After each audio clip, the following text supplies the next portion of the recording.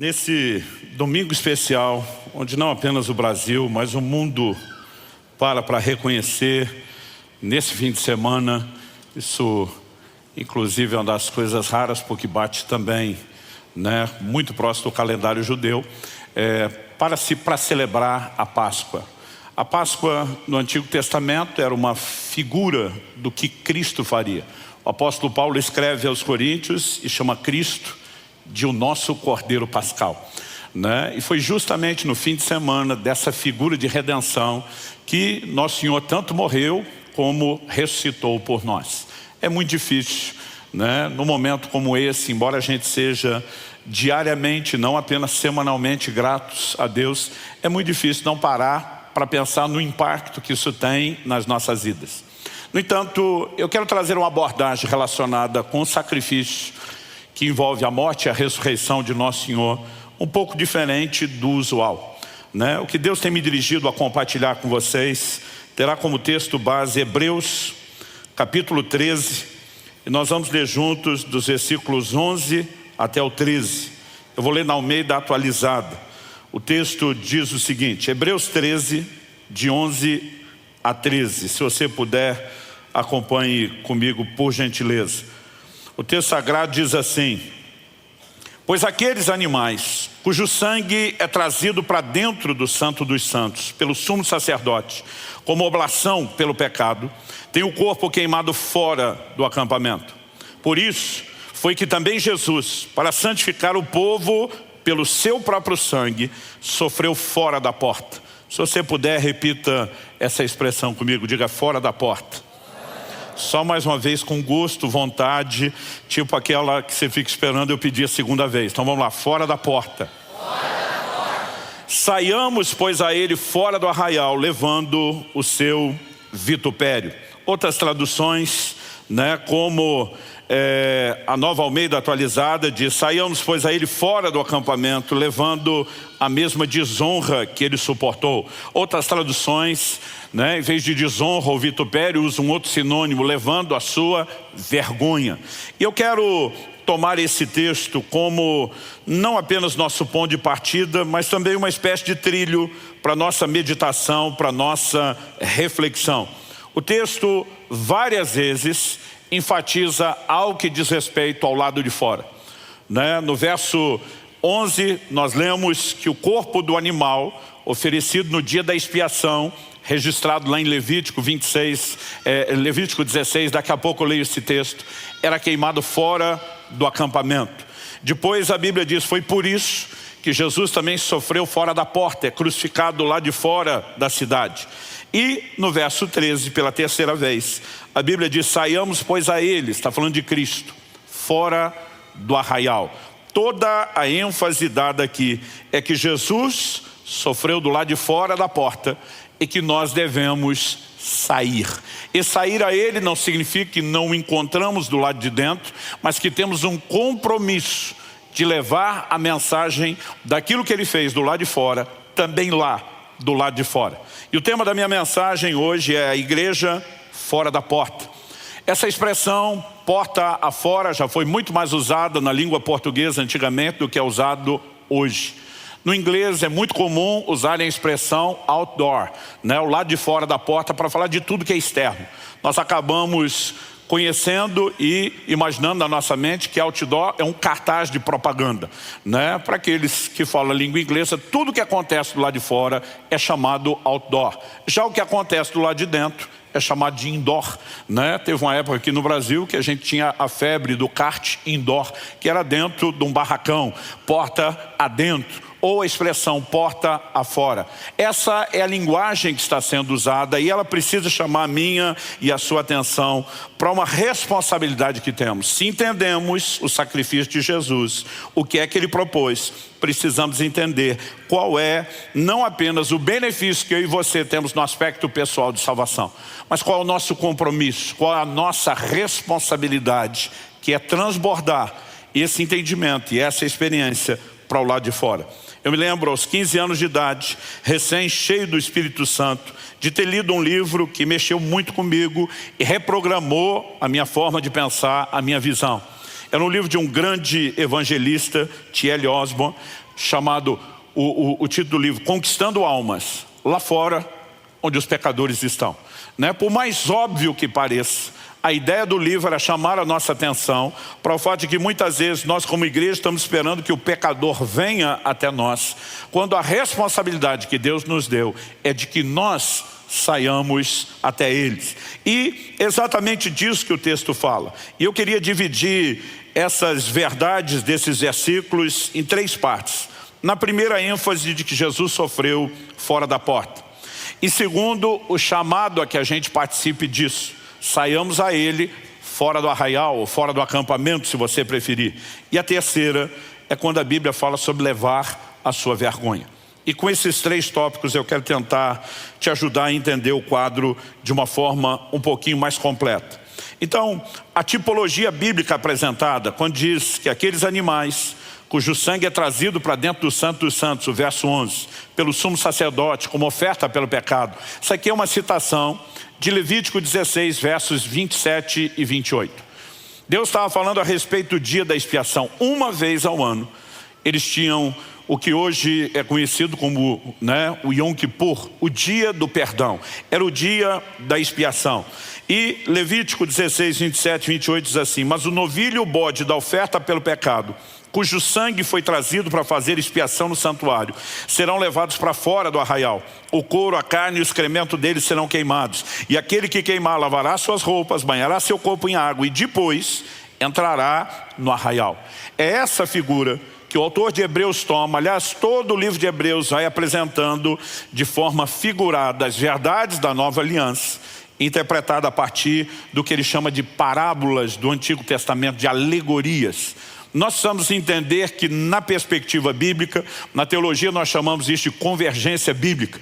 Na perspectiva bíblica, tudo converge na pessoa de Jesus. Aliás, Paulo, escrevendo, afirma que Deus faria convergir nele, em Cristo, todas as coisas. O próprio Jesus diz em João 5,39, examinais as Escrituras, porque julgais ter nelas a vida eterna. Ele diz, e são elas que testificam a respeito de mim. Eu amo a maneira como a simbologia bíblica é apresentada. Como dissemos anteriormente, Cristo é chamado de o Cordeiro Pascal. Agora, o que nós precisamos entender é que a ênfase aqui não é apenas o sacrifício. A ênfase de Hebreus 13, de 11 a 13, é onde o sacrifício aconteceu, do lado de fora.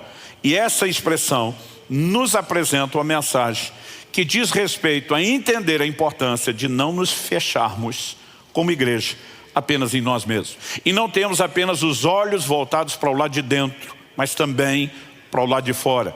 De entendermos a importância de que a edificação do lado de dentro, porta dentro, mas de que há uma missão a ser cumprida do lado de fora, porta fora. Aliás, a gente tem dito sempre que a nossa missão, quando falamos em termos de ministério, de exercício, do serviço, da perspectiva bíblica de serviço, ela tem 3 direções. Aqui a gente fala sobre ministrar ao Senhor, tudo aquilo que é o ministério direto a Deus, oração, adoração, ministrar aos santos, tudo aquilo que diz respeito à edificação, fortalecimento e crescimento, mas também ministrar ao mundo. E nós precisamos entender que não se trata de escolher um ou outro, não se trata de dizer esse é mais importante, porque nenhum desses aspectos, eles são concorrentes, nem divergentes, eles são complementares. Mas o foco é sempre que a gente possa transbordar do lado de fora aquilo que temos recebido do lado de dentro. E a Bíblia vai mexendo nesse assunto, eu diria de forma recorrente, porque Deus sabe do perigo da nossa empolgação com a presença, com a glória que nós temos do lado de dentro, a ponto de nos esquecer as necessidades que existem do lado de fora. Algo que me chama a atenção é quando Jesus está ensinando a palavra, e você percebe claramente isso em 2 momentos, não só o Sermão do Monte, mas logo depois momentos onde o Senhor Jesus segue se dedicando ao ensino, que há uma ocasião em que Jesus para, depois de todo o ensino que ele descarregou, e ele vira para os discípulos e diz assim, passemos para o outro lado. E agora eles vão mudar da margem do lago. Era um lago tão grande que era chamado de Mar da Galileia. E quando ele simplesmente interrompe o ensino e leva os discípulos para outra margem, o que é que nós vemos que vai acontecer do lado de lá? Nós temos pessoas necessitados que precisavam ser atendidos. Nós temos um endemoniado como aquele gadareno precisando ser liberto. E para mim Jesus está falando claramente de dois aspectos que são importantes. Ele diz: vocês precisam de ensino, vocês precisam de instrução, vocês precisam receber o depósito da palavra, vocês têm que estar sentados aos meus pés. Mas é quase como se ele dissesse: nada disso, no entanto, terá importância ou cumprirá plenamente o seu propósito se não entendemos que depois, no final, o propósito é que a gente descarregue isso na vida dos necessitados do lado de fora. Quando você olha para a transfiguração de Jesus, Mateus capítulo 17 é um desses relatos. A Bíblia diz que ele sobe ao monte para orar, leva alguns dos seus discípulos consigo, Pedro, Tiago e João. E a Bíblia diz que enquanto ele orava, ele se transfigurou diante deles. Eles o veem com roupas resplandecentes. Há uma manifestação da glória de Deus. A Bíblia diz que viram Moisés e Elias, que representa, a lei e os profetas, porque todos os dois, a lei e os profetas, convergiam em Cristo. E eles aparecem falando com Jesus. E Pedro, empolgado, ele simplesmente larga uma e diz: Senhor, vamos fazer 3 tendas. Uma para o Senhor, uma para Moisés, outra para Elias. Nós ficamos no relento. A gente não precisa nem dessa preocupação. Mas quando ele está falando de vamos fazer tenda, ele diz: vamos morar aqui. Não precisamos mais sair daqui. Vamos permanecer nesse lugar. O lugar onde a glória de Deus se manifesta. A Bíblia diz que vem uma voz daquela nuvem de glória que os envolve. E a voz se dirige a Pedro dizendo: esse é meu filho amado, a ele ouvi. Gentilmente a voz está dizendo: cala a boca, Pedro, para de falar, ouça ele, é ele que tem algo a dizer. E o que é que Jesus vai dizer para eles? Nós vamos descer do monte. A proposta de Jesus é nada de morar aqui, porque tudo o que estamos experimentando aqui não faz sentido se a gente não for descarregar isso lá embaixo. Então logo eles descem. Há um pai, entre outras pessoas necessitadas, que havia trazido um filho endemoniado que os discípulos não puderam expulsar. E Jesus chega exatamente no timing correto, na hora certa de resolver o problema. O que esses textos estão nos comunicando? Que eu e você não podemos viver uma empolgação gigantesca com aquilo que temos do lado de dentro e esquecer a importância de descarregar isso do lado de fora. Evangelho de João, no capítulo 4, Jesus está ministrando uma mulher junto ao poço de Jacó, em Sicar, Samaria. E a Bíblia diz que os discípulos chegam e interrompem Jesus. Diz: Senhor, tem que comer. Eles foram à cidade para buscar comida. Eles estão preocupados com outras coisas. Jesus responde: a minha comida é fazer a vontade daquele que me enviou. Em outras palavras, Jesus está dizendo: enquanto vocês estão dando mais importância a outra coisa, eu entendi algo que é mais importante do que o que vocês acham que é. Vocês estão focados apenas nas próprias necessidades, de forma egoísta. Ele diz: eu estou aqui para tocar e suprir a necessidade de outros. É logo depois dessa lição que Jesus, em João 4,35, diz para os discípulos: levantem os olhos e vejam os campos, pois estão brancos. Outras traduções dizem maduros para a colheita. Interessante, se você olhar a frase inteira, Jesus vai falar assim: vocês não dizem que ainda faltam 4 meses até a colheita? Em outras palavras, no natural não tinha campo branco nenhum, porque só estaria desse jeito 4 meses depois. Mas Jesus pega uma figura e diz: esquece agora o natural. Olha além do próprio umbigo. Começa a enxergar a necessidade. Tem gente pronta para ser colhida.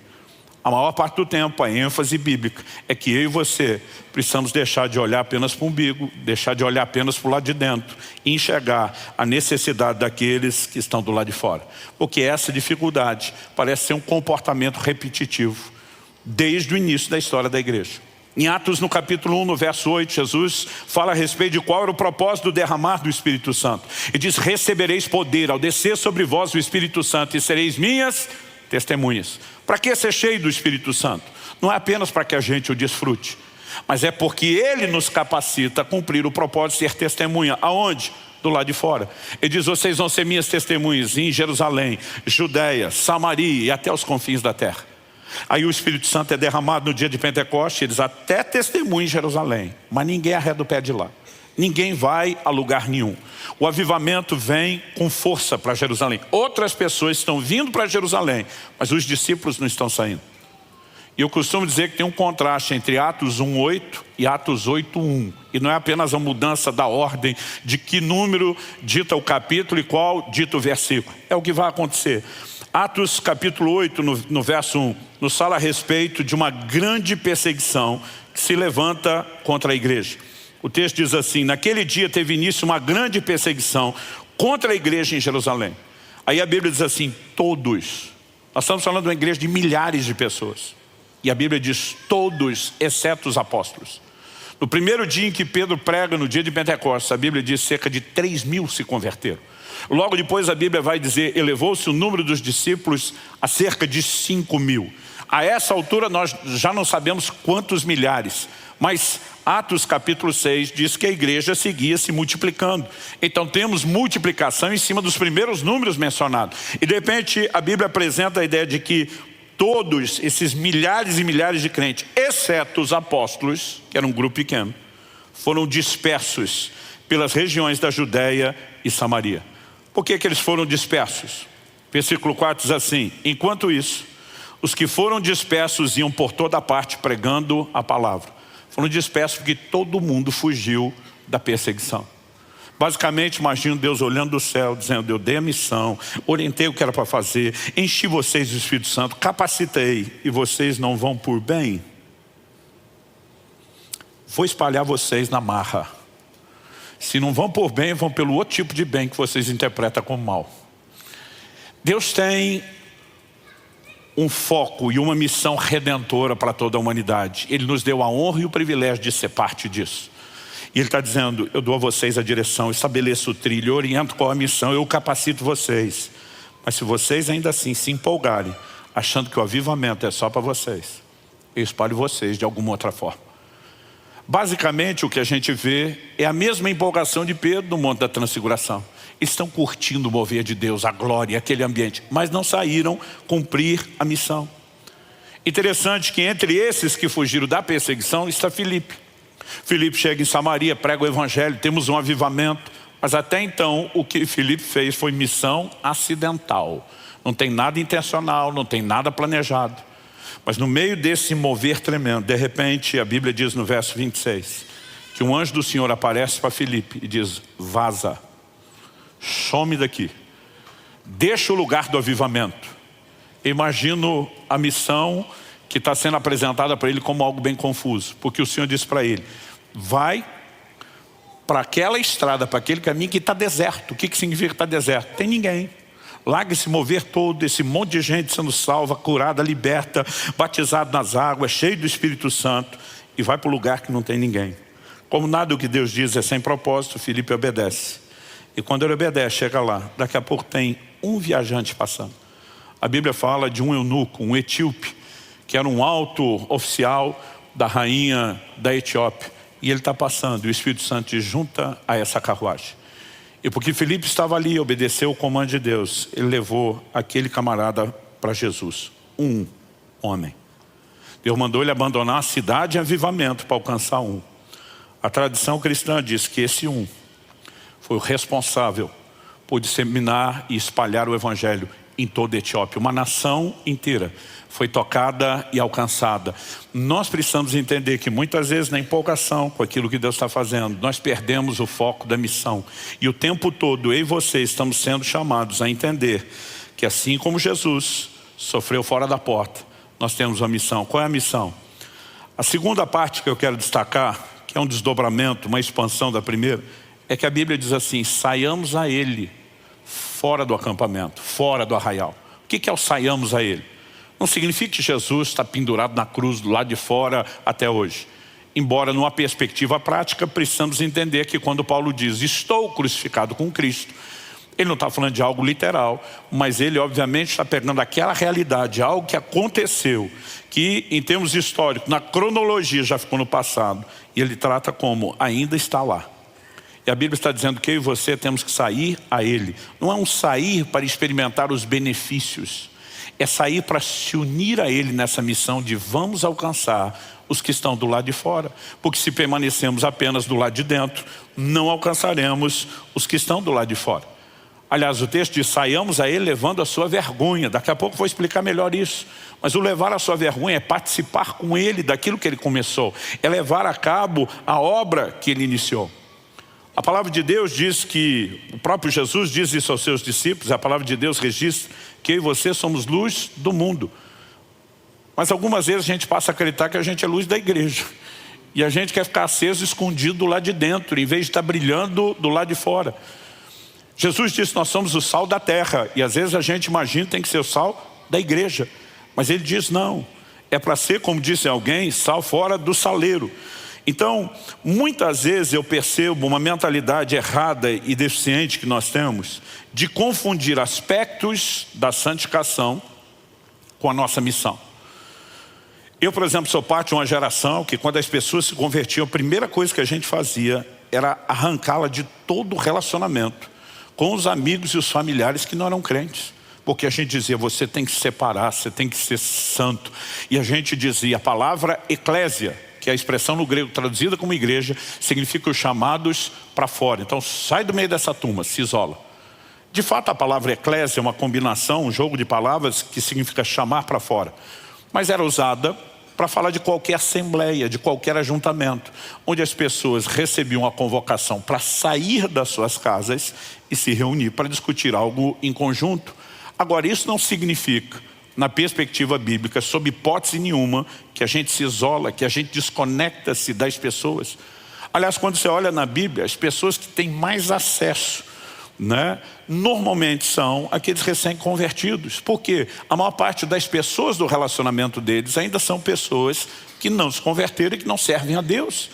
E muitas vezes nós tiramos essa pessoa para dizer que nós precisamos fortalecê-la, que ela tem que ser edificada, para depois de muito tempo, quando a gente diz agora está maduro, a gente tentar mandá-la de volta para aquele lugar como missionário, depois que ela perdeu toda a conexão com as pessoas. Pastor, a Bíblia não fala de separar? Sim, a Bíblia fala de separar não do convívio com incrédulos. A Bíblia fala a respeito de separar-se do que a Escritura chama de falsos irmãos. Em 1 Coríntios, no capítulo 5, a partir do verso 9, o apóstolo Paulo diz assim, interessante, que ele está falando aqui do contexto da Páscoa. Ele chama no versículo 7, Jesus de o nosso Cordeiro Pascal. No 8 ele fala de celebrar a festa. A festa da Páscoa era acompanhada de uma semana, 7 dias de celebração, do que era uma festa complementar, chamada Festa dos Pães Asmos. Todo o fermento era tirado. O fermento é a figura do pecado. Então Paulo diz no verso 8, por isso celebremos a festa não com o velho fermento, nem com o fermento do mal e da maldade, mas com o pão sem fermento, o pão da sinceridade e da verdade. Ele está falando que a festa da Páscoa se celebra com uma vida de santificação, honrando Jesus e o sacrifício pelos pecados. Aí ele emenda o raciocínio e diz assim, na outra carta, já escrevi a vocês que não se associassem com os impuros. Verso 9 de 1 Coríntios 5. Agora no 10 ele explica, refiro-me com isso, não propriamente aos impuros desse mundo, aos avarentos, ladrões ou idólatras, pois nesse caso vocês teriam de sair do mundo. Verso 11, mas agora escrevo a vocês que não se associem com alguém que, dizendo-se irmão, for devasso, avarento ou idólatra, maldizente, bêbado ou ladrão, nem mesmo comam com alguém assim. Em outras palavras, Paulo está dizendo, eu nunca orientei vocês a cortar relacionamento com um incrédulo, com um ímpio. Ele está dizendo, eu orientei vocês a cortar relacionamento com aquele que dizendo-se irmão, que alegando conversão nunca mudou de vida. Com aquela pessoa que não se deixa ser influenciada pelo evangelho, mas com um estilo de vida pecaminoso está tentando influenciar vocês, os crentes, com quem se relacionam. A questão que nós precisamos entender, que está sendo abordada aqui, ela tem mais a ver com influência. Em Lucas 7, versos 33 e 34, Jesus é chamado de amigo dos pecadores. Ele nunca esteve distante dos pecadores. Ele foi atacado e criticado por isso. É interessante que vários textos enfatizam essa verdade. Por exemplo, Lucas 5, 30 e 31, diz assim, os fariseus, seus escribas, murmuravam contra os discípulos de Jesus, perguntando, por que vocês comem e bebem com os publicanos e pecadores? Jesus tomou a palavra e disse, os sãos não precisam de médico, e sim os doentes. Não vim chamar justos, e sim pecadores ao arrependimento. Em Lucas capítulo 15, versos 1 e 2, a Bíblia diz assim, aproximavam-se de Jesus todos os publicanos e pecadores para o ouvir. Os fariseus e os escribas murmuravam dizendo, esse recebe pecadores e come com eles. Era gente tão, entre aspas, tão santa, que não tinha conexão nenhuma com aqueles que precisavam de arrependimento. O ponto que nós precisamos entender é influência. Jesus está no meio dos pecadores, está influenciando eles com o evangelho? Sim, essa conexão tem que ser usada. Alguém se diz irmão, alega ter saído de lá, está no nosso meio, mas vive uma vida de religiosidade, com o coração blindado contra o evangelho, defendendo a prática do pecado, não se permite ser influenciado e pode ser uma má influência. Aí a Bíblia diz, lima esse fora do relacionamento, esse você nem come com ele. Mas enquanto há receptividade por parte de qualquer gente impura, para que você os toque, a Bíblia está dizendo que essas conexões têm que ser usadas. Há pouco tempo compartilhei com vocês aqui uma mensagem titulada Pescando com Redes, e falamos do poder dos relacionamentos na pregação do evangelho. Deus nunca nos mandou nos afastar das pessoas, apenas a gente não deixa que uma proposta e que valores pecaminosos nos toquem, mas nós precisamos levar a mensagem transformadora do evangelho. Quem está entendendo? A visão de serviço e ministério dentro da igreja muitas vezes vem sendo mal entendida e compreendida. Eu sei que a gente tem o ajuntamento dos santos, seja as nossas reuniões públicas, os cultos, ou as reuniões que temos nas casas, que chamamos de células. E obviamente existe um ministério ao Senhor, existe um ministério aos santos, que envolve fortalecimento, edificação. Mas nós precisamos entender que serviço e ministério não é só aquilo que fazemos para Deus e entre nós. Uma das perspectivas bíblicas de ministério é o que fazemos para o lado de fora. Então eu louvo a Deus por esse exército que nós temos, desde voluntários que ajudam em todas as áreas de funcionamento dos nossos cultos e reuniões, áreas, que muitas vezes as pessoas nem param para perceber a importância e o valor que tem. Esse exército de gente nós temos trabalhando naquilo que alguns vão dizer, não, isso aqui é mais espiritual, como louvor e adoração, os líderes de célula, o cuidado que a gente tem com as pessoas por meio aí, não só dos líderes, dos supervisores, coordenadores, como eu disse, é um verdadeiro exército. Mas apesar de tudo isso ser importante, a gente ser muito grato por tudo que faz, nós precisamos entender que isso não define a nossa missão. Isso é apenas uma parte dela. Porque a outra parte diz respeito ao que nós vamos fazer do lado de fora, ao que acontece no dia a dia, não nos cultos. A sua capacidade de poder levar o evangelho a gente que talvez não pisaria aqui se não enxergasse em você o diferencial da luz de Cristo sendo resplandecida.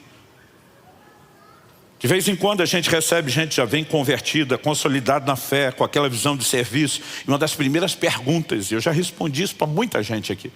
Pastor, o que eu posso fazer para ajudar? Como que eu posso servir? Eu digo, olha, o que eu mais espero de você é que você ganhe almas e ajude a cuidar delas. Porque muitas vezes as pessoas estão pensando só no que pode ser feito do lado de dentro. A gente tem isso, mas a gente também tem aquilo que precisa acontecer do lado de fora. E Deus vai levantar pessoas que nunca estarão, por exemplo, no ministério em tempo integral. Mas isso não significa que elas não tenham ministério. Outro dia uma pessoa falou, não, eu não tenho ministério. Eu falei, todo mundo tem ministério. A palavra ministério é serviço. Todo mundo tem que servir. A questão é como é esse serviço. Quando você olha, por exemplo, um José fazendo diferença no Egito, mas lá na corte e não dentro de um templo e dentro de um culto, você vai entender que aquilo é uma missão. Quando você vê um Daniel fazendo diferença dentro da corte, como um funcionário público de alto escalão, você precisa entender que aquilo é parte da missão. O seu trabalho é o seu campo missionário. Aliás, eu gosto quando no livro de Joel Deus está dizendo, suscitai os valentes, proclamem uma guerra santa. Ele está chamando o seu povo. Aí diz assim, façam espadas e lanças das vossas relhas e podadeiras. Deus não está só dizendo que aqueles que não tinham armas iriam improvisar, mas Ele está dizendo suas ferramentas de trabalho serão suas armas no reino. O lugar onde Deus te insere na sociedade é onde você pode fazer diferença. Então a Bíblia vai falar de uma moça que ninguém olharia para aquilo como uma missão. Ela foi raptada de Israel, feita prisioneira de guerra numa das batalhas. E ela acaba virando serva na casa de Naamã, general da Síria. Mas esse homem tem necessidades, esse homem está enfermo, está leproso. E a hora que a bola quicou na frente dela, ela está lá, sendo uma missionária, um instrumento de Deus. Se você tivesse contato com o homem de Deus, está lá em Israel, ele ia te apresentar um Deus que muda a sua vida, que toca as suas necessidades. E naquele lugar, sem nenhuma remuneração, sem nenhum tipo de honra, em termos sociais, no mais baixo nível que você pudesse imaginar. Essa pessoa está dizendo, cada oportunidade tem que ser explorada. Mas quando uma Esther é levada ao reino, Naamã diz, quem sabe se não foi para um tempo como este que chegastes a ser rainha. A Bíblia está dizendo, qualquer posição que eu e você tenhamos na sociedade, é uma oportunidade de sermos agentes de Deus infiltrados nesses lugares. Quem está entendendo? Terceiro e último lugar. A Bíblia fala não apenas que Jesus sofreu fora da porta, fala não só que temos que sair a Ele fora do acampamento ou do arraial, mas também diz que nós temos que levar a sua vergonha, seu vitupério, sua desonra. O que significa isso? A própria crucificação era uma grande vergonha e desonra, porque quem era crucificado? Os criminosos. Eram pessoas que haviam sido condenadas à morte pelos seus crimes. E quando Jesus é tratado dessa forma, ele obviamente está sendo humilhado, desonrado e envergonhado. É lógico que ele está sofrendo o que eu e você deveríamos sofrer pelos nossos pecados, mas é inegável que o que ele passa envolve esse lugar de vergonha. Se você pensa numa sociedade moderna, onde as pessoas passaram a ter um estilo de vida de usar muito pouca roupa, você não consegue entender a vergonha que era para a época. Alguém ia à cruz tão despido como ia. Então há várias perspectivas para dizer que o que Cristo passou foi uma grande vergonha. Mas acho interessante que o autor de Hebreus, pelo Espírito Santo, está dizendo, nós temos que sair a Ele para levar a sua vergonha, carregar conosco a sua vergonha. Do que a Bíblia está falando? Eu creio que Paulo sabia exatamente o que significava essa declaração de Hebreus, quando lá em Romanos, no capítulo 1, no verso 16, ele faz a seguinte declaração, pois não me envergonho do Evangelho, porque é o poder de Deus para a salvação de todo aquele que crê, primeiro do judeu e também do grego. Mas peraí, pastor, é para levar a vergonha ou é para não ter vergonha? A Bíblia não se contradiz. Quando a Bíblia diz que nós temos que sair aí levando a sua vergonha, é como os outros nos tratam. Para eles isso é vergonha, para nós isso é honra. Cristo foi envergonhado na perspectiva dos outros. Quando ele se dispõe a fazer isso por mim e por você, ele está dizendo, isso é uma honra e um privilégio, é parte de uma missão redentora. Quem está entendendo? À medida que entendemos e compreendemos essas verdades, nós precisamos saber que Deus está dizendo que nós temos que levar vergonha, porque muitas vezes é a mentalidade que teremos. Por que tantos crentes não compartilham a sua fé? Gente, eu durante muito tempo, eu fui parte do SSC, para quem não sabe, é o Serviço Secreto Cristão. É aquele crente com uma identidade tão secreta que às vezes nem ele sabe o que ele é. De tão secreto, é secreto até para ele. Eu morria de vergonha. Por quê? Eu me lembro de uma época onde o Evangelho não tinha a popularidade de hoje. O que às vezes, se por um lado me empolga, por outro me assusta. Porque eu me lembro de quando saía para ir para a igreja, e a gente tinha... a caminhada que para nós adolescentes era da vergonha, não com isso você pensou, mas era sair de casa ao ponto de ônibus com a família no domingo para ir para a igreja. Eu muitas vezes já sabia que os amigos iam começar a gozação. Eu botava a Bíblia para dentro da calça, cobria com a camisa do lado de fora para que eles não vissem eu com Bíblia, mas não tinha jeito. Papai saía vestido de crente com a Bíblia debaixo do braço, desfilando com a família, eles sabiam que era hora de ir para o culto. Aí começava alguns a dizer, Pai de Deus, irmão, Pai do Senhor, ô Bíblia, glória a Deus, aleluia, ora por mim. E era toda aquela provocação. Eu não sabia onde enfiar a cara, eu morria de vergonha. Eu me lembro quando na pré-adolescência, um dia alguém na escola descobriu que eu era crente. Eu fiquei apavorado, tipo assim, acabou meu segredo. Agora vão começar a gozação toda. E eu fiz questão de explicar, não, mas eu não sou da igreja de fulano. Fulano era da igreja assim, daquela do regime talibã. Só a boca, tentando dizer, o nosso é um pouquinho melhor. Não é, tipo assim, não me zoe tanto como vocês zoariam ele. Até que aos 15 anos de idade eu fui cheio do Espírito Santo. E aqui que tudo muda. É por isso que Jesus diz, recebereis poder ao descer sobre vós o Espírito Santo, sereis testemunhas. Sabe o que ele está dizendo? Eu não quero ninguém lá tentando falar de mim com vergonha. Eu quero gente que dê a cara a tapa, eu quero gente que saia com ousadia, eu quero gente que encare o que vier, qualquer zombação, qualquer escárnio, qualquer provocação e até mesmo perseguição. Porque ele sabia que a gente não seria necessariamente bem recepcionado. Jesus, quando envia os seus discípulos, ele diz, ei, presta atenção. O discípulo não é maior do que o mestre. Ele disse, me chamaram de Beelzebul, que era o maioral dos demônios. Traduzindo, Jesus está dizendo, se me esculhambaram, vão esculhambar vocês. Em outras palavras, eu e você não temos o direito de ter uma expectativa de que a gente não vai receber provocação, afronta, xingamento, perseguição, zombaria, sermos ignorados. Mas a Bíblia está dizendo que nossa missão é levar a sua vergonha. É isso que eles pensam de nós, é assim que vão nos tratar. Nós vamos enfrentar. Em Hebreus, no capítulo 11, no verso 26, falando de Moisés, a Bíblia diz assim, ele entendeu que ser desprezado por causa de Cristo era uma riqueza maior do que os tesouros do Egito, porque contemplava a recompensa. Eu acho interessante essa declaração, porque quando você olha para a história de Moisés, não existe a revelação de Cristo, nada disso com clareza. A Bíblia só está dizendo que ele simplesmente se recusou a ser chamado, de filho da filha de Faraó. Está no verso 24. O 25 diz que ele preferiu ser maltratado com o povo de Deus a usufruir prazeres transitórios do pecado. Aí no verso 26 diz, ele entendeu que ser desprezado por causa de Cristo era uma riqueza maior do que os tesouros do Egito. Aqui a Bíblia está apresentando uma figura de que o posicionamento dele de dizer, eu abro mão do palácio, da glória, do reconhecimento, para ser um defensor do meu povo, para participar do projeto redentivo de Deus para com o seu povo. É uma figura daquilo que eu e você precisamos carregar. Muitas vezes nós ficamos pensando que vale a pena se proteger, se poupar, não ser exposto. A Bíblia diz, a maior riqueza que ele podia ter não era os tesouros, usufruir dos tesouros do Egito. Era enfrentar a vergonha que ele poderia passar por causa de Cristo. Mas a Bíblia diz assim, porque contemplava a recompensa. Mais do que apenas participar do que Jesus está fazendo, eu e você precisamos entender que a grande honra é a recompensa, seja a salvação dessas pessoas, por quem poderemos ser humilhados, ou o próprio galardão que teremos, além da alma salva delas.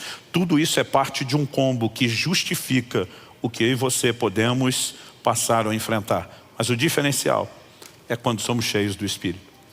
Para encerrar, logo depois da ressurreição de Jesus, ainda naquele glorioso fim de semana onde Deus mudaria para sempre a história de toda a humanidade, João 20, verso 19, diz que os discípulos de Jesus estavam trancados por medo dos judeus. Trancado significa não só porta fechada, janelas fechadas, eles estão trancados. Mas a Bíblia nos mostra como Jesus aparece no meio deles. Aliás, no relato de João, nós temos a conversa de Jesus com Tomé, dizendo aí, você quer tocar, você quer apalpar, eu estou aqui. Mas Marcos 16 nos dá uma perspectiva de por que Jesus apareceu para eles. Marcos 16, versos 9 e 10 diz assim, havendo Jesus ressuscitado de manhã cedo, no primeiro dia da semana, apareceu primeiro a Maria Madalena, da qual tinha expulsado 7 demônios. Partindo ela, foi anunciá-lo aqueles que, tendo sido companheiros de Jesus, estavam tristes e choravam, lá naquela sala onde eles estão trancados com medo de judeus. Versos 14 a 16, a Bíblia diz assim, finalmente, Jesus apareceu aos 11, quando estavam à mesa. Censurou-lhes a incredulidade, a dureza de coração, porque não deram crédito aos que o tinham visto já ressuscitado. Ele aparece para dizer, era para vocês ter acreditado e esperado que o que eu falei se cumprisse. Mas ele não está ali apenas para dizer eu ressuscitei. Ele está ali para destacar o propósito da ressurreição. Então o texto diz que nesse momento, verso 15 e 16, e disse-lhes, vão por todo o mundo, preguem o evangelho a toda criatura. Quem crer e for batizado será salvo. Quem porém não crer será condenado. Que ele está dizendo, minha missão para vocês está do lado de fora da porta e não aqui dentro. Eu me lembro de uma igreja onde preguei anos atrás, já ministrei algumas vezes lá, mas me chamou a atenção, quando preguei lá, estava no início da igreja aqui em Curitiba, porque no portão, na hora da saída, tinha uma mensagem que só via quem está do lado de dentro saindo, quem entra não vê. A mensagem dizia assim, você está a uma pequena distância de adentrar o seu campo missionário. Cada vez que o povo ia embora da igreja, tinha um lembrete, o seu campo missionário está aí, está do lado de fora. Há momentos onde Deus pode nos dirigir a abordar estranhos, como Filipe fez, sim. Mas a maior parte do tempo, a força do evangelismo deveria se concentrar nas pessoas do nosso relacionamento. Familiares, parentes, amigos, vizinhos, né? Companheiros de trabalho, colegas de estudo. Nós temos dia após dia oportunidades, mas para proclamar a palavra, eu e você vamos precisar de ousadia, que é o oposto da vergonha. E essa vem somente do poder do Espírito Santo. Atos 1:8, recebereis poder ao descer sobre vós o Espírito Santo. Eu me lembro quando eu fui cheio do Espírito Santo e eu dei baixa do SSC, o Serviço Secreto Cristão. Eu fui para a linha de frente. Eu falei, agora todo mundo vai saber que eu sou crente. Eu ia para o trabalho, eu pegava a Bíblia, eu comprei a maior Bíblia, a maior e a mais larga que podia, eu levava comigo. Meu pai dizia, por que você vai levar? Você nem tem tempo de ler no trabalho. Eu dizia, mas vou deixar em cima da mesa para todo mundo saber que eu sou crente. Agora eu quero que ela crie uma oportunidade de conversa. Eu quero é que alguém me provoque. Eu quero é que alguém zombe de mim. Eu quero é que deixe a bola quicando na minha frente. Eu surtei, enlouqueci. Porque essa ousadia não vem de você. Ela é fruto do enchimento do Espírito Santo. Mas os meus discípulos são transformados depois de Pentecostes. E deixam de ser os medrosos, estão trancados. E agora entende que a missão é do lado de fora. Atos capítulo 2 fala de como eles foram cheios do Espírito. 2:3 mostra eles pregando, evangelizando. O 4 mostra que eles são presos por pregar o evangelho. E quando saem da prisão, Atos 4, de 29 a 31, mostra eles orando, porque quando saíram da prisão foram proibidos de pregar o nome de Jesus. E eles se reúnem e oram, e a Bíblia diz que eles oraram assim, Atos 4, 29 a 31, agora Senhor, olha para as ameaças deles e concede aos teus servos que anuncie a tua palavra com toda ousadia, enquanto estendes a tua mão para fazer curas, sinais, prodígios, por meio do nome do teu santo servo Jesus. Tendo eles orado, tremeu o lugar onde estavam reunidos e todos ficaram cheios do Espírito Santo e com ousadia anunciavam a palavra de Deus. Enchimento do Espírito na vida do crente tem que ser ato contínuo. Não é uma experiência para você dizer, lá no passado, há tanto tempo, o Senhor disse aos 15 anos, sim, começou. Mas eu descobri com Atos 4, que eu e você temos que dar manutenção nesse enchimento. Em Efésios, no capítulo 5, no verso 18, a Bíblia diz, não vos embriagueis com vinho no qual há dissolução, mas enchei-vos do Espírito. A conjugação dessa palavra, desse verbo, enchei-vos, no original grego, de acordo com os estudiosos, ela está no tempo contínuo. Nós não temos um equivalente na língua portuguesa. O que nós temos chega perto, é parecido, é o gerúndio.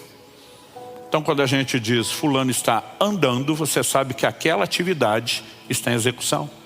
Quando diz Luciano está pregando, você sabe que ele está fazendo isso naquele momento. Não quer dizer que estava fazendo antes e não tem garantia de que continuará a fazer depois. Mas no grego eles têm um tempo contínuo. Se fosse traduzido ao pé da letra, era mais ou menos o seguinte, encha-se, continue a se encher e não pare nunca de se encher do Espírito Santo.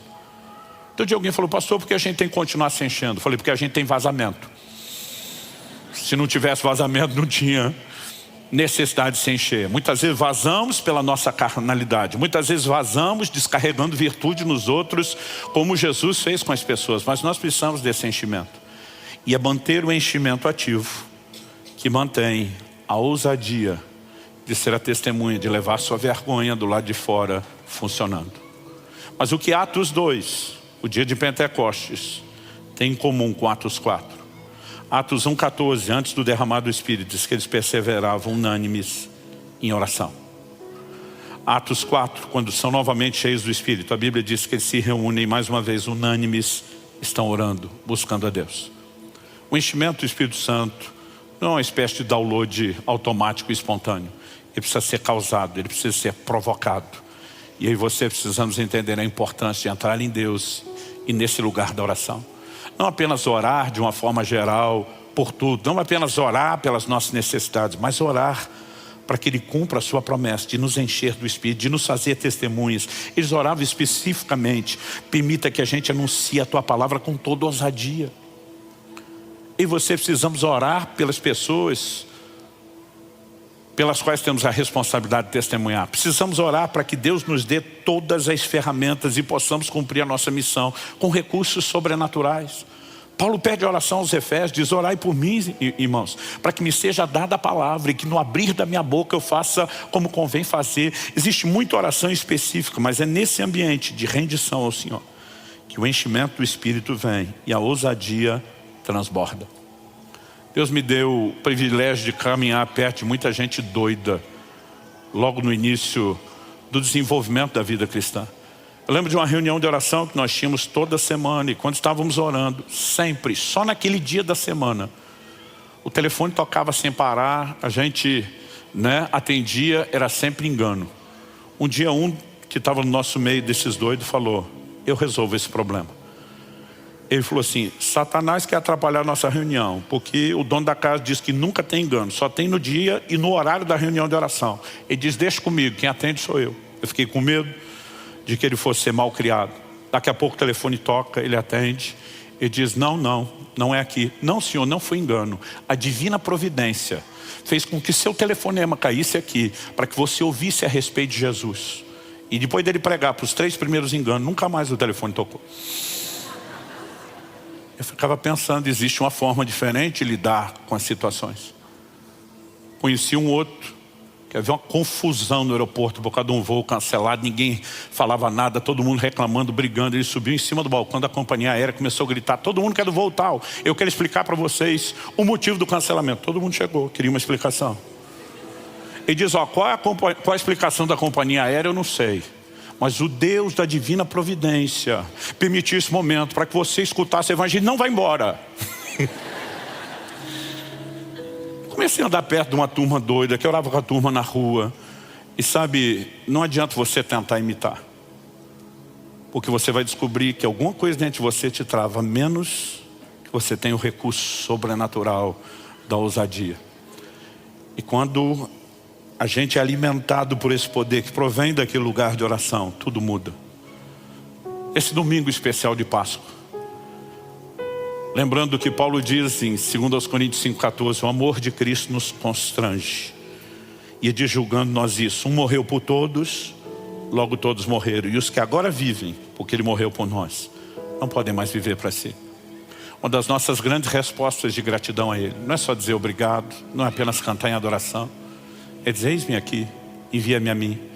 É dizer: eu vou levar a sua vergonha lá fora, eu vou me unir ao Senhor, eu vou ser parte dessa sua missão extraordinária, desse plano redentor de salvar o globo, para que toda criatura possa ouvir o evangelho. Você recebe essa palavra? Feche seus olhos por um instante. Senhor, eu oro por cada um dos meus irmãos e irmãs nesse lugar, e por aqueles que nos acompanham à distância, seja a transmissão ao vivo ou posteriormente ao assistirem essa mensagem gravada. É hora que o Teu Espírito nos permita, mais do que alinhar a nossa mente com a doutrina bíblica, que coloca a igreja do lado de fora da porta para cumprir sua missão de maneira completa. É hora que o Senhor traga despertamento. É hora que o Senhor fortaleça pelo Teu Espírito, o Espírito da verdade, a consciência dessas verdades da Tua palavra em nós. É hora que sejamos provocados a esse lugar e ambiente de oração e rendição, onde somos cheios do Espírito, onde recebemos os recursos sobrenaturais, que nos ajudam a entender não apenas que Cristo sofreu fora da porta, mas que nós também temos que sair a Ele fora do acampamento e levar a sua vergonha. Eu oro e clamo em nome de Jesus, que o Senhor nos leve a um lugar de entendimento e resposta, onde possamos, como nunca antes, viver plenamente o cumprimento dessa missão. Nós oramos em nome de Jesus. Em nome de Jesus. Se você crê e concorda, diga amém. Abra sua Bíblia em Hebreus, capítulo 6, dos versículos 9 a 12. Enquanto você localiza o texto, eu quero fazer uma breve recapitulação. Nesse mês, enfatizamos Cristo como nossa redenção. Então, no primeiro domingo de abril, falamos a respeito do propósito da regeneração. O apóstolo Pedro diz: regenerados para uma viva esperança, para a salvação que há de se manifestar, né? E se você perdeu algumas dessas mensagens, particularmente, eu gostaria de te encorajar. A gente vem meio que construindo, né, montando junto um quebra-cabeça, montando uma visão geral, não apenas do que é a salvação, mas principalmente da nossa resposta, né, a resposta que devemos ao Senhor e a salvação que temos recebido. No segundo domingo, nós falamos a respeito de não mais olhar atrás. Que o nosso posicionamento de seguir a Cristo deve ser de uma firme e inegociável, irreversível decisão. No domingo passado falamos a respeito do maior pecado, que virar as costas para o Senhor depois de tê-lo conhecido é um pecado ainda mais grave, maior de acordo com a Bíblia, do que aqueles que não corresponderam por não terem conhecido. E hoje eu quero encerrar essa temática do mês com a mensagem que eu vou intitular de coisas que acompanham a salvação. Então nós vamos usar como texto base aí Hebreus, capítulo 6, do versículo 9 até o 12, eu vou ler na Nova Almeida atualizada, que diz assim: quanto a vocês, meus amados, ainda que falemos desta maneira, estamos certos de que coisas melhores os esperam, coisas relacionadas com a salvação. Porque Deus não é injusto para se esquecer do trabalho que vocês fizeram e do amor que mostraram para com o seu nome, pois vocês serviram e ainda estão servindo aos santos. Desejamos que cada um de vocês continue mostrando até o fim o mesmo empenho para a plena certeza da esperança, para que não se tornem preguiçosos, mas imitadores daqueles que pela fé e pela paciência herdam as promessas. Amém. Bom, a partir desse texto, que na versão que eu estou lendo diz coisas relacionadas com a salvação. Ele diz, estamos certos de que coisas melhores os esperam, coisas relacionadas com a salvação. A Almeida atualizada, a versão mais clássica, ela diz coisas pertencentes à salvação. A NVI optou na tradução por coisas próprias à tradução. Mas as versões mais antigas de Almeida, corrigida, revisada, corrigida e fiel, né, todas elas apresentam a frase, coisas que acompanham a salvação. E talvez por ter decorado o texto neste tipo de versão, para mim é até difícil usar uma outra ainda que seja muito próximo o significado. E eu quero tomar, né, justamente baseado nessa versão revisada de Almeida, a frase, coisas que acompanham a salvação, como o tema, como o trilho da minha mensagem de hoje. Depois de falar de que além da salvação há coisas que as acompanham, eu quero construir uma ideia muito específica, até porque só a frase, coisas que acompanham a salvação, ela acaba ficando muito genérica. Né? Uma vida de santificação progressiva, de devocional, de oração, de comunhão com Deus, tudo aquilo que nos aguarda depois de termos passado pela porta, enquanto seguimos o caminho em direção ao nosso alvo, ao nosso destino, poderia ser chamado de coisas que acompanham a salvação. Mas o autor, ao construir aqui a ideia e o raciocínio nessa carta aos Hebreus, ele começa o versículo 10 dizendo assim, porque Deus não é injusto para se esquecer do trabalho que vocês fizeram, do amor que mostraram para com seu nome, pois vocês serviram e ainda estão servindo aos santos. A primeira palavrinha, porque, é uma palavra de ligação entre a afirmação que foi feita antes e a declaração que vem depois. Obviamente, né, uma conexão foi criada e ele está dizendo de coisas que acompanham a salvação e ele foca tanto o trabalho como o serviço. Então, embora muitas coisas poderiam ser classificadas, a gente poderia fazer uma série aqui longa, né, intitulada Coisas que Acompanham a Salvação, poderia escrever um livro sobre isso, mas como ele deu ênfase específica a trabalho e serviço, eu também quero dar essa ênfase. Então, o meu primeiro ponto nessa mensagem é destacar a ideia do serviço, né, como uma consequência, não uma necessidade da salvação. Em segundo lugar, eu quero pegar as palavras dos versículos 11 e 12, quando ele contrasta empenho, ou dependendo da versão, diligência, que significa dedicação, e do outro lado, quando ele fala para que não nos tornemos preguiçosos. Outras versões usam indolentes, né? Alguém moroso. E eu quero discutir o nível da nossa dedicação na prática do serviço. Para, em terceiro e último lugar, destacar o fato de que ao dizer Deus não é injusto para se esquecer do vosso trabalho, ele está explorando um elemento que precisa, né, sempre ser considerado quando falamos da teologia do serviço, das obras, que é a questão das recompensas. Agora, eu acredito que a melhor forma de começarmos essa construção, dando destaque em primeiro lugar, né, da importância do trabalho, do serviço na vida cristã. Eu muitas vezes tenho dito que nós precisamos de uma reforma na nossa teologia de serviço. Acredito que por diversas perspectivas, muitas vezes não apenas de ensino, eu diria que em outros casos é a falta de ensino, em outros nós, de alguma forma, prejudicamos a nossa ótica na leitura bíblica de acordo com o background, a experiência anterior à nossa conversão. Então, por exemplo, quem teve, e grande parte do Brasil viveu essa realidade, uma formação dentro do catolicismo, durante muito tempo relacionou a salvação com obras. E a palavra de Deus é muito clara. Eu gostaria que você, inclusive, abrisse em Efésios capítulo 2 e me acompanhasse. Efésios capítulo 2, versículos 8 e 9. A declaração a respeito de fé. Esse, né, foi um dos principais textos destacados durante a Reforma Protestante, há mais de 500 anos atrás. Muitas vozes se levantaram, mas talvez, né, um dos maiores ícones da Reforma foi Martinho Lutero, e um dos pontos principais onde ele bate contra a Igreja Romana é dizer: nós fizemos das obras um caminho para a salvação, quando a palavra de Deus é totalmente contrária a isso.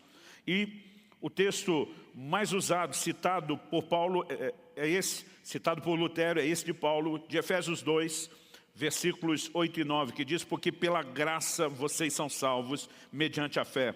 Isso não vem de vocês, é dom de Deus, não de obras, para que ninguém se glorie, né? Então, esse texto, sabido de cor pela maioria dos cristãos, tem muitas vezes se tornado não apenas o que deveria ter trazido um conserto, né, nos trazido a um lugar que eu poderia chamar de um ponto de equilíbrio. Ele se tornou uma desculpa para que nós saíssemos de um extremo, salvação por obras. A Bíblia diz, não vem de obras, é pela graça mediante a fé. Mas nós saímos do extremo de acreditar que as obras tinham um papel em nos levar à salvação, para o outro, onde nós fizemos das obras algo completamente desnecessário dentro do cristianismo.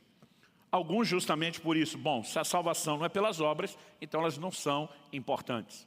Outros vieram de um background do espiritismo, onde acreditavam que as boas obras eram necessárias para o seu aperfeiçoamento, né, para evitar ou diminuir o karma, e de repente você diz: não, eu não preciso disso como aperfeiçoamento. Mas o que acabamos ignorando é que a palavra de Deus é muito clara sobre o propósito da salvação. E o versículo 10, porque a gente cita o versículo 8 e 9 assim, com o peito estufado, batendo ali, dizendo: não existe salvação por obras, e é verdade, mas o versículo 10 não pode ser ignorado, ele vem na sequência. No versículo 10, depois de dizer: pela graça sois salvos mediante a fé, isso não vem de vocês, é dom de Deus, não de obras para que ninguém se glorie. Paulo diz assim: pois somos feitura dele, criados em Cristo Jesus para boas obras, as quais Deus de antemão preparou para que andássemos nelas. Então, se é justo por um lado dizer que não somos salvos pelas obras, também é justo dizer que fomos salvos para as boas obras. Ou seja, as boas obras não são um elemento, um requisito, um elemento necessário para ser salvo, mas deveriam ser uma consequência na vida de todos aqueles que são salvos. Ninguém precisa da prática de boas obras para passar pela porta da salvação. Mas ao se trilhar o caminho que nos conduz a esse alvo, que é a plena salvação, na sua manifestação futura, que temos destacado ao longo de todo o mês, nós precisamos entender que as obras são um elemento importante e necessário. Então, ao considerarmos isso, acredito que o ponto de partida da reflexão é que Deus preparou de antemão, não apenas antes da minha e da sua conversão, antes da nossa existência. Deus tinha um plano e um projeto para que nós praticássemos as boas obras. E Ele não apenas está dizendo isso, mas Ele mostra, obviamente, que o propósito da salvação não é apenas aquele dia final, onde ela terá sido completamente consumada e que nós usufruiremos, né, da plena comunhão com Deus, mas que ao longo desse trajeto, até que cheguemos lá, nós possamos ter uma vida cristã pavimentada por boas obras. As boas obras, elas também, assim como coisas que acompanham a salvação, têm um significado e uma aplicação muito ampla. E eu quero concentrar de maneira muito específica a questão que é destacada aqui nesse texto de Hebreus, quando ele fala não só do trabalho que eles fizeram, mas de terem servido e ainda estarem servindo aos santos. Então hoje, dentro desse contexto, eu quero dar uma atenção, uma ênfase especial à questão do serviço cristão. Embora, repito, obras não se limitem a isso. A maioria de nós, quando ouve a expressão boas obras, nós acabamos pensando quase que única e exclusivamente em caridade. Isso também precisa ser parte da nossa prática cristã e talvez mereça, né, uma ministração específica num outro momento. Mas hoje eu quero dar destaque a essa questão do serviço, né? Não apenas como se fosse um item opcional na vida cristã, mas nós precisamos entender que é o propósito. Não fomos salvos pelas obras, mas fomos salvos para as obras, né? Essas obras da fé, como diz Tiago, né? Quando o apóstolo Paulo, e durante muitos anos, estudiosos tiveram dificuldade, né, em harmonizar as declarações de Paulo e Tiago. Né? Paulo estava dizendo, não existe salvação que venha por meio das obras. E Tiago dizia, me mostra a sua fé sem obras, que eu pelas minhas obras te mostro a minha fé. E muitos diziam, eles estão se contradizendo. Não, um está falando sobre salvação, o outro está falando sobre vida cristã.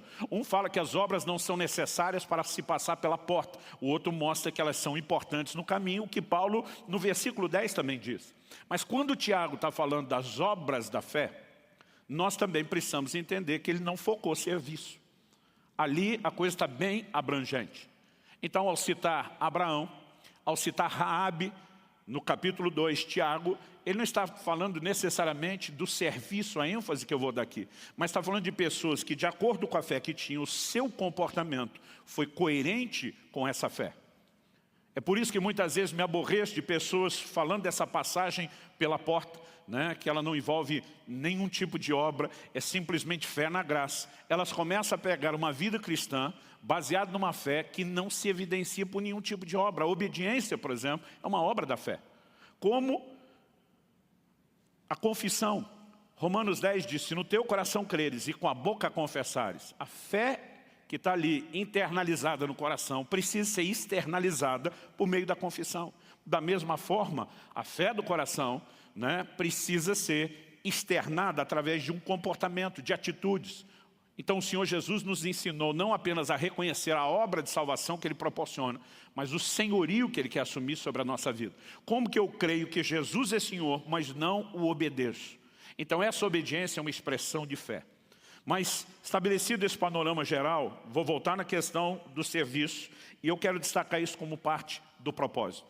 Em Filipenses, no capítulo 3, no versículo 12, o apóstolo Paulo faz uma declaração que tem se tornado aqui o nosso mote na comunidade Alcance, alcançados para alcançar. Aliás, foi daí, inclusive, que saiu o nome da igreja. Ele diz, Filipenses 3,12, não que eu já tenha recebido isso, ou já tenha obtido a perfeição, mas prossigo para conquistar aquilo para o que também fui conquistado por Cristo Jesus. Essa palavra aqui, nessa versão que estou lendo, traduzido conquistar, em várias versões, foi traduzida como alcançar. O significado dela é muito abrangente.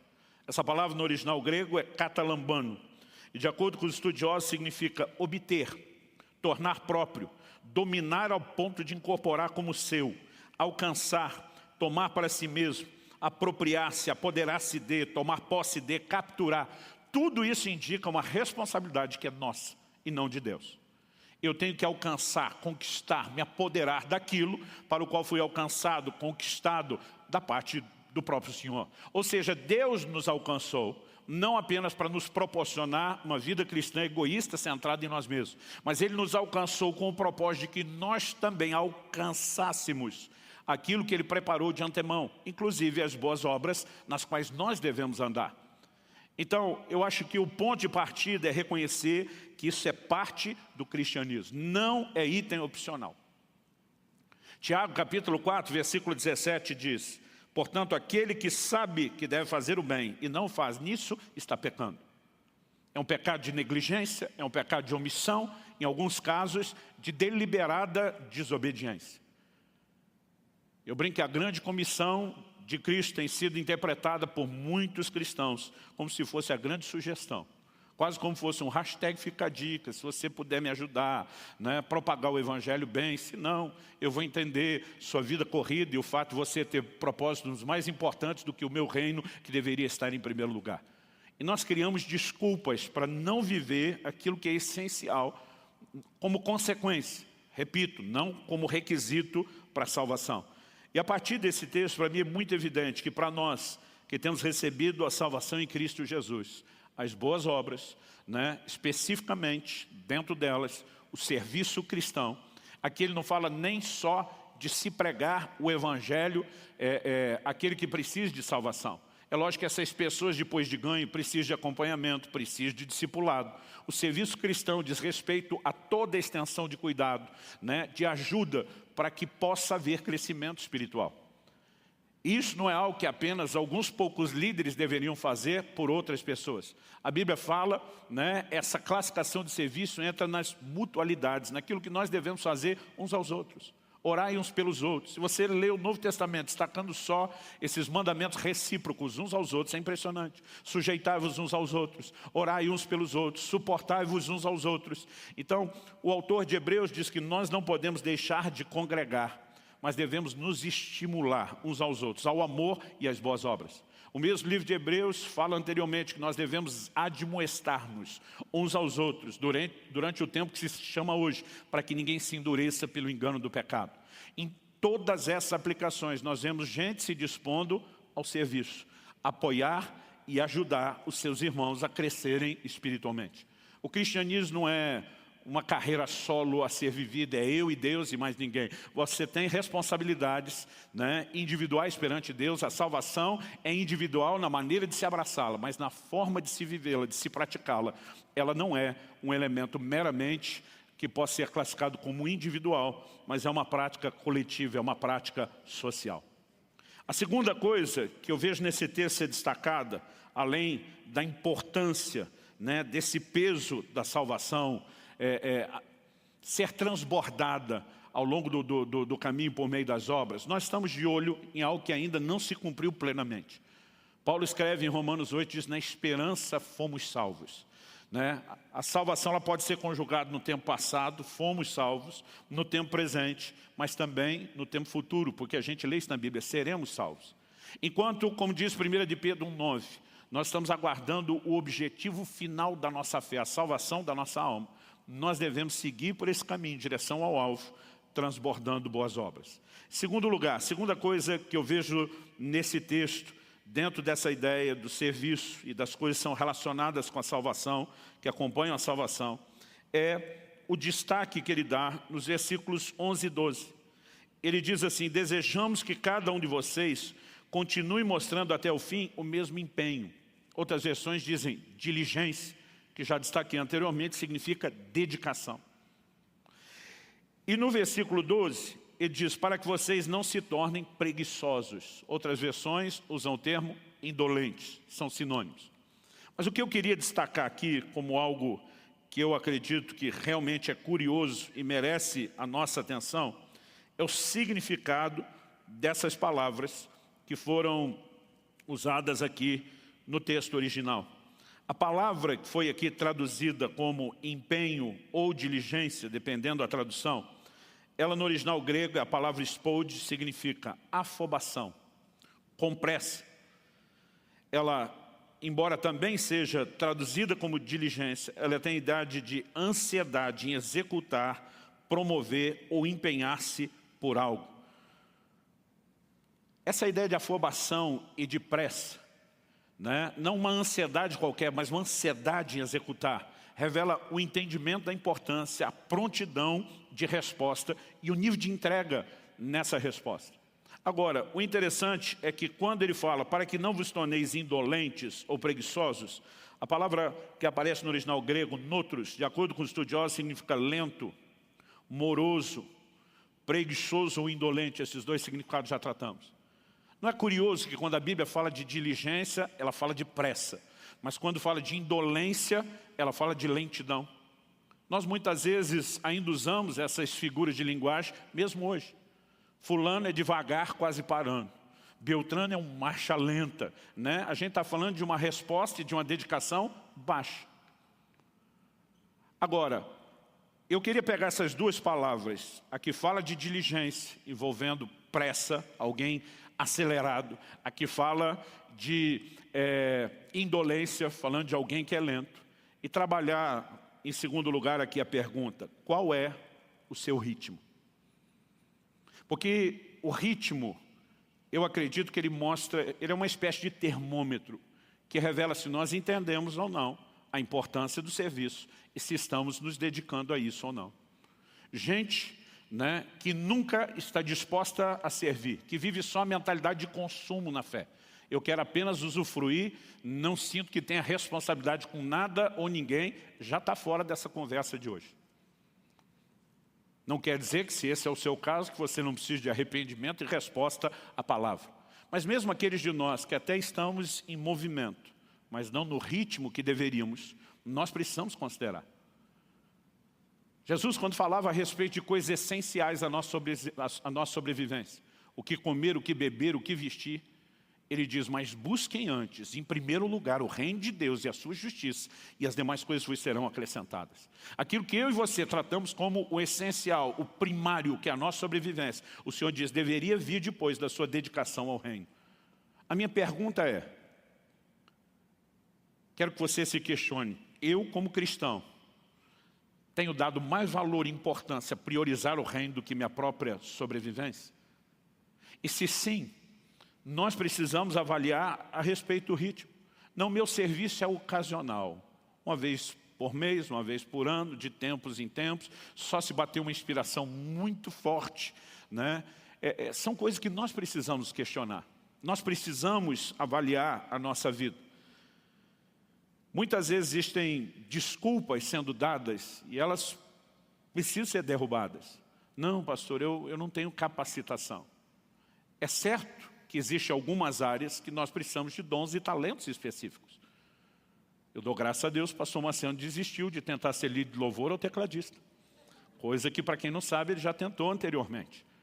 E para o nosso próprio bem, isso não aconteceu mais, né? Mas, apesar de ter a liberdade de brincar, falando em termos musicais, minha situação é pior que ele. Gente, se eu cantar aqui, o culto acaba. Vocês não conseguem ficar.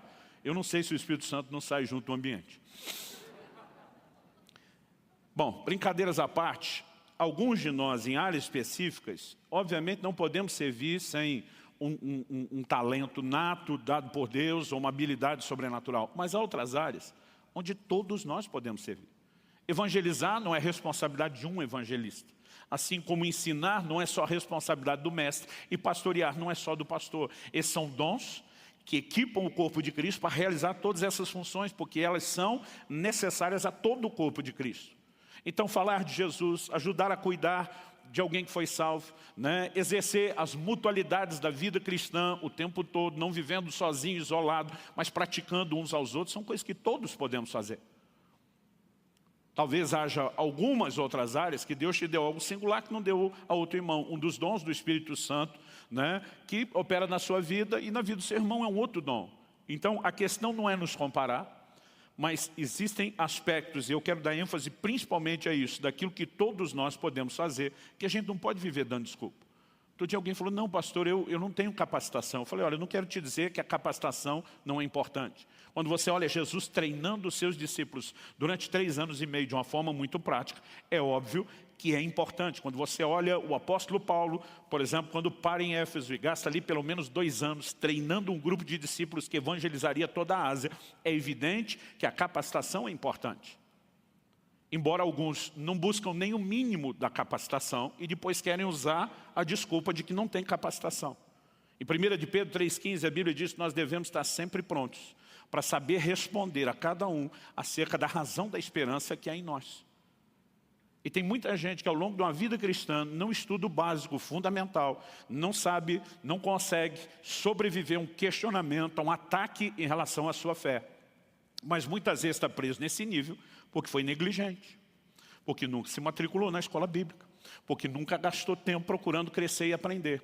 Mas o que dizer de um novo convertido, que ainda nem teve tempo de passar por isso? Quando eu olho para a Bíblia, eu vejo que mesmo os novos convertidos, eles demonstravam, e esses textos não foram registrados à toa, né? A Bíblia diz tudo quanto foi escrito, para nosso ensino foi escrito. Por exemplo, quando Jesus ministra aquela mulher samaritana junto ao poço de Jacó, está registrado em João capítulo 4. A Bíblia diz dos versículos 28 a 30, quanto a mulher deixou o seu cântaro, foi à cidade e disse ao povo, venham comigo, vejam um homem que me diz tudo o que eu já fiz. Não seria ele, por acaso, o Cristo? Então saíram da cidade e foram até onde Jesus estava. A mulher acabou de ter um encontro com Cristo, num lugar onde ela tinha ido com um cântaro buscar água, que ficava fora da cidade. Mas depois do encontro com Jesus, a Bíblia diz que ela deixou o cântaro.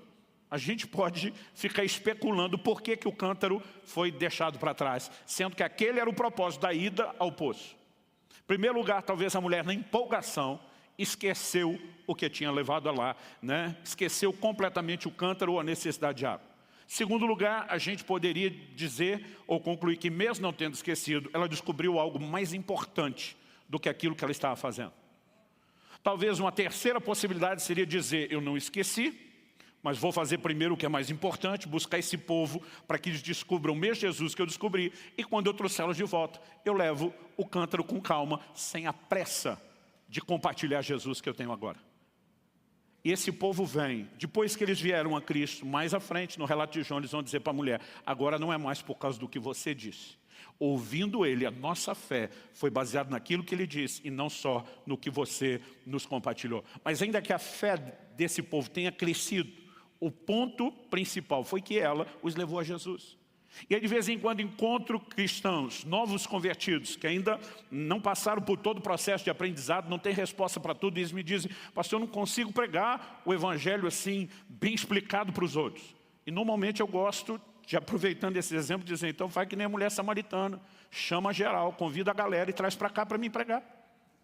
Você pode, ainda que não tenha todas as respostas, ser um instrumento de Deus para convidar pessoas que precisam ouvir o evangelho. Gente, nós não podemos pensar numa dinâmica de vida cristã onde nunca convidamos ninguém para os cultos ou mesmo para as células. Aquilo que talvez a gente não consiga explicar tão bem, possa ser repartido de outra forma. Quem está entendendo? Um segundo exemplo está lá em Marcos 5, de 18 a 20.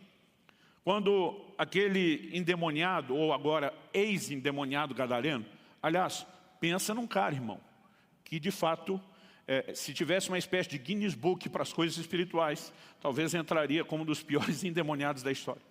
Quando Jesus indaga o demônio que está falando na boca do homem, e diz qual o seu nome, ele responde, legião, porque somos muitos. A palavra legião para mim e para você não significa muita coisa, mas no exército romano, era um agrupamento, um destacamento que poderia variar de 2.000 a 6.000 soldados.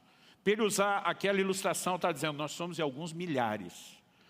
E a gente sabe que sim, porque só os porcos nos quais eles entraram depois da libertação do homem, e os porcos que morreram, a Bíblia diz, eram cerca de 2.000 porcos. Pensa num cara que tinha uma vida terrível.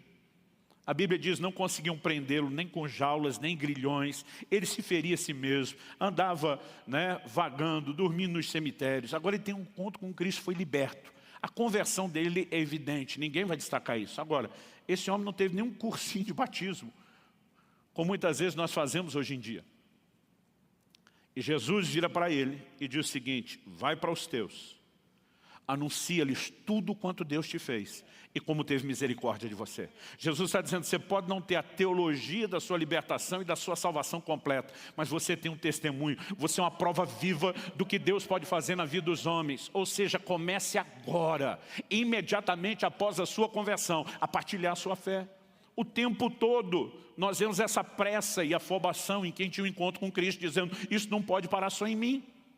Aliás, o apóstolo Paulo diz, com a consolação que nós somos consolados, nós consolamos os outros. Na vida cristã, tudo que recebemos de Deus envolve uma celebração, mas envolve também um compartilhar. Então, a vida cristã não é só receber. Nós somos gratos a Deus e nós também compartilhamos. Tem gente que às vezes me diz, pastor, eu não tenho específico qual é o meu dom, qual é o meu chamado. Eu digo, procure repartir o que Deus fez na sua vida e na vida de outros. Você tem uma experiência profunda de restauração do seu casamento, na sua família, ajude outras famílias a experimentar o que você experimentou.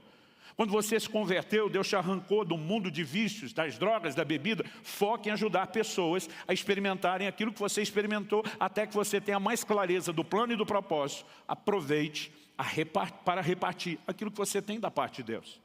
E esse camarada sai, o verso 20 diz assim, então ele foi, o gadareno, o ex-endemoniado, então ele foi e começou a proclamar em Decápolis tudo o que Jesus lhe tinha feito, e todos se admiravam. Durante muito tempo eu via que ele foi para Decápolis e pensava, é o nome da cidade onde ele morava. Levou muito tempo para que eu descobri estudando que Decápolis, a palavra polis significa cidade, é por isso que muitas cidades terminam com esse nome. A palavra deca significa 10, mas demorou muito tempo para eu entender que Decápolis não era uma cidade, era uma região de 10 cidades romanas ali dentro de Israel e Jordânia. E esse camarada não se limitou apenas à sua família. Ele não se limitou a falar apenas para a sua vizinhança. Ele impacta todas as 10 cidades, né, onde a sua história era conhecida. Meu querido, se Deus pôde confiar o destino de 10 cidades, da proclamação do Evangelho a 10 cidades, a um novo convertido como esse, não diga que você não pode em Deus experimentar nenhum tipo de resultado. É lógico que precisamos de crescimento e aperfeiçoamento. Enquanto vamos fazendo, a gente pode, debaixo de mentoria e discipulado, ir sendo ajustado e programado. Então não quero desprezar a importância de capacitação, mas isso tem se tornado para muitos uma desculpa para não fazer nada, ou para fazer ocasionalmente, de vez em quando, mas não no ritmo que nós deveríamos. Quando eu vejo 2 desses novos convertidos com pressa, tipo, isso virou o propósito de vida. Quando eu olho para o ritmo de uma igreja evangelizando o livro de Atos, a palavra tem que ser espalhada, a palavra tem que ser comunicada. Essa afobação, ela na verdade é a leitura da diligência e da dedicação a quem fez do reino de Deus a sua prioridade. Então avaliar o seu ritmo pode de fato te ajudar a entender algo. Agora, não é só a velocidade. Nós precisamos combinar aqui a questão de constância. Porque alguns no serviço, eles começam como se fosse a corrida dos 100 metros rasos. Mas daqui a pouco estão com a língua de fora e não conseguem mais correr. Então, o ideal seria combinar a velocidade dos 100 metros rasos com a persistência de uma maratona. Há um misto entre essas duas coisas que precisa ser entendido. Por quê? Porque apesar dele dizer, passado, vocês serviram aos santos, presente, ainda estão servindo, ele diz aqui em Hebreus 6, versículo 12. Desejamos, 11 e 12, desejamos que cada um de vocês continue mostrando até o fim o mesmo empenho, a mesma velocidade para a plena certeza da esperança, para que não se tornem lentos, preguiçosos, morosos, mas imitadores daqueles que pela fé e perseverança, dependendo da sua versão, fé e longanimidade. Longanimidade é ânimo longo.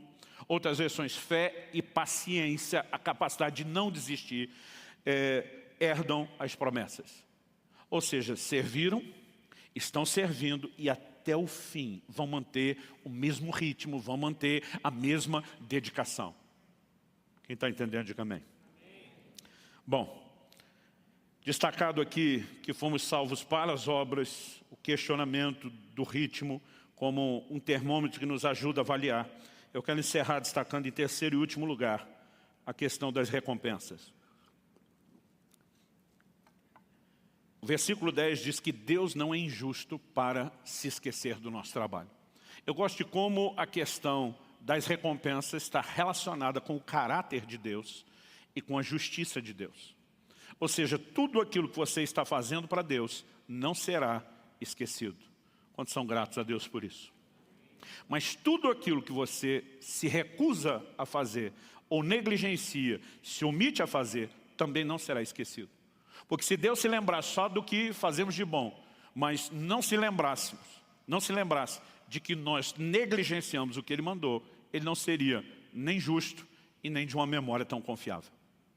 Deus é tão justo para retribuir positivamente, como é justo para retribuir negativamente falando.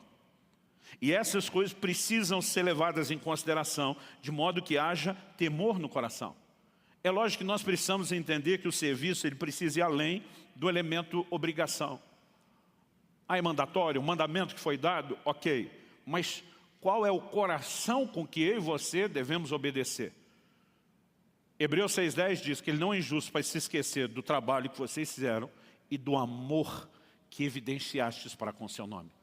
É lógico que o que deve mover o meu e o seu coração não é única e exclusivamente a recompensa, e sim o amor que temos para com ele. Se hoje Deus baixasse um decreto revogando toda a recompensa prometida, acredito que por amor eu seguiria trabalhando e me dedicando da mesma forma. Não estou dizendo que o conceito de recompensa não deveria nos incentivar. Obviamente Deus não teria prometido e dado tanto destaque se Ele não quisesse nos incentivar por meio disso. Mas muito mais do que apenas mirar e focar a recompensa, nós precisamos entender que aquilo que fazemos deveria ser uma expressão de amor para com Ele. Quando Jesus convoca Pedro dizendo, apacenta as minhas ovelhas. Nas 3 vezes onde ele diz isso, antes de afirmar, apacenta as minhas ovelhas, Jesus pergunta, Pedro, você me ama? Ele diz, tu sabes que eu te amo. Ele diz, então apacenta as minhas ovelhas. Basicamente o que ele está dizendo, eu não estou apenas colocando um anúncio num classificado para ver quem pode me ajudar a pastorear. Eu tenho um requisito muito específico para quem quer me ajudar, cooperando comigo no serviço, que você faça isso por amor a mim, antes mesmo de ser por amor às pessoas que você vai ajudar. A porta de entrada para o serviço é o amor por Ele. A porta de saída do serviço é a falta de amor por Ele. O anjo da igreja de Éfeso, que era uma igreja de alta performance, de alta produtividade, Apocalipse 2,2, o Senhor começa dizendo, eu conheço as suas obras, o seu labor, a sua perseverança. Mas Ele diz, mas tenho contra ti que você abandonou o seu primeiro amor. Em outras palavras, Deus está dizendo, embora vocês estão produzindo, como isso não é uma expressão do amor, ou você se arrependa, volta a me amar, ou eu removo de você o seu candeeiro. O candeeiro figura a igreja que Deus havia entregue a ele. Em outras palavras, Deus está dizendo, se o seu serviço é só serviço, sem expressão de amor por mim, eu dispenso você. Então, embora Deus queira que aqueles que servem o façam por amor, Ele também notifica que há recompensas. Isso precisa nos levar a um outro entendimento, que o céu não tem regime socialista, onde as pessoas serão todas niveladas recebendo a mesma recompensa, independente da sua dedicação, do seu esforço ou do seu trabalho. Aliás, eu gostaria de destacar alguns pontos dentro dessa visão bíblica de que cada um terá um galardão, uma recompensa que é de acordo com as suas obras. Em 2 Coríntios 5,10, a Bíblia fala sobre o tribunal de Cristo. Paulo diz, é necessário, outras versões dizem, importa que todos nós compareçamos diante do tribunal de Cristo, para que cada um receba segundo o bem ou o mal que tiver feito por meio do corpo. Tem o aspecto positivo e o negativo, o bem e o mal. Todos seremos julgados pelas nossas obras. É lógico que é uma distinção, já que estamos falando de coisas que acompanham a salvação. O galardão é um acréscimo à salvação. Tem coisas que precisam ser levadas em consideração, que é a distinção de galardão, a recompensa dos salvos, da própria salvação. O galardão é recompensa de trabalho, portanto não tem nada a ver com a salvação, uma recompensa para os salvos. E há momentos onde até quem não trabalhou como deveria, não vai necessariamente comprometer sua salvação, mas vai comprometer a recompensa que poderia desfrutar, mesmo sendo eternamente salvo. Então em 1 Coríntios capítulo 3, dos versículos 10 a 15, o apóstolo Paulo diz assim, segundo a graça de Deus que me foi dada, lancei o fundamento como sábio construtor e outro edifica sobre ele. No versículo 8, antes do que nós estamos lendo, ele deixa claro que ninguém pode lançar outro fundamento, né? Perdão, acho que ele vai falar isso no 11 ou 12, além do qual está posto que é Cristo Jesus. Então Paulo está dizendo, um fundamento foi colocado, deixa eu ver o texto aqui, exatamente, é a sequência aqui. Depois dizer, porém cada um veja como edifica, ele está mostrando, há um único fundamento sobre o qual tudo é edificado, mas cada um tem que ver como vai construir sobre esse fundamento. O texto continua e diz, porque ninguém pode lançar outro fundamento além do qual foi posto, o qual é Jesus Cristo. E se o que alguém edifica sobre o fundamento é ouro, prata, pedras preciosas, madeira, feno ou palha, a obra de cada um se tornará manifesta, pois o dia, na maioria das versões com D maiúsculo, está falando do dia da vinda de Cristo, o dia a demonstrará, porque será revelada pelo fogo, e o fogo provará qual é a obra de cada um. Se aquilo que alguém edificou sob o fundamento, sob Cristo, portanto a salvação já está aqui, nós estamos falando de trabalho, obras, de galardão, como parte das coisas que acompanham a salvação. Se aquilo que alguém edificou sob o fundamento permaneceu, o que é permanecer? Sobreviver ao fogo. Deus vai mandar um fogo sobre as nossas obras para provar. Se a construção em cima do fundamento que é Cristo foi feita com madeira, feno, palha, não vai sobreviver ao fogo. Mas se for ouro, prata, pedras preciosas, então isso vai sobreviver. Isso está falando da qualidade do nosso serviço,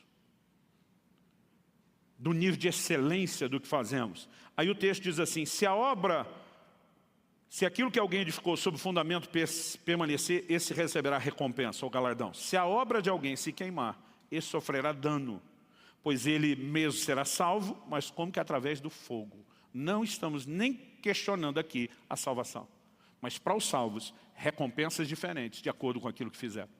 Até na ressurreição. Hebreus 11:35, assim como 1 Coríntios 15, fala de um nível de glória diferenciado na ressurreição.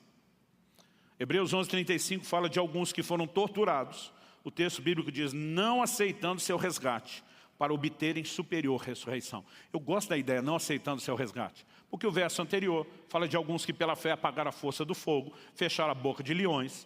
Obviamente 2 exemplos extraídos do livro de Daniel. Ou seja, foram livres da morte pela fé. Mas a Bíblia fala de alguns que não aceitaram o seu resgate, seu livramento. Tinham o crédito para pela fé crer e receber de Deus uma intervenção, um livramento, mas abriram mão desse crédito. Por quê?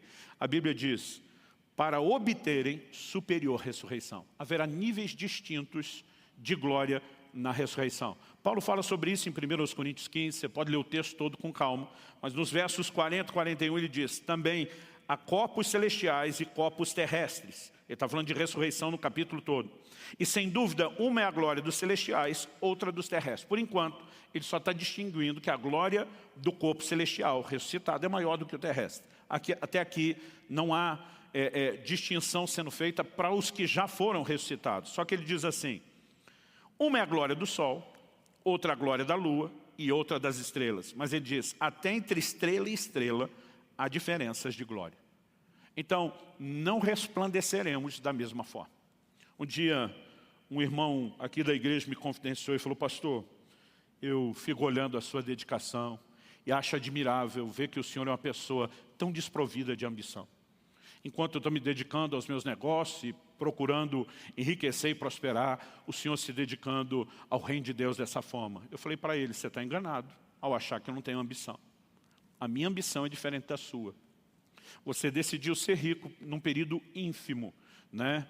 Se comparado ao resto da eternidade. Eu decidi ser rico a eternidade toda.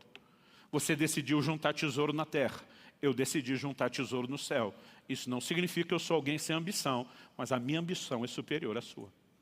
Ele ficou me olhando, né, e disse, não esperava por essa resposta. Eu falei, meu amigo, quando você entende os valores eternos, não significa que você não possa viver bem aqui, mas isso deixou de ser prioritário em relação a construir algo por toda a eternidade. Quem está entendendo, diga amém. Uma das coisas que precisa motivar a mim e a você é entender que ao servir pessoas, não podemos olhar isso apenas como algo desgastante, cansativo. É lógico que lidar com gente não é fácil. Isso não serve só para quando você está lidando com outras pessoas. Quando outras pessoas estão lidando com você é a mesma coisa. Porque às vezes a gente dificulta o processo. Jesus chega a olhar para os seus próprios discípulos e desabafar e suspira, até quando vos sofrerei?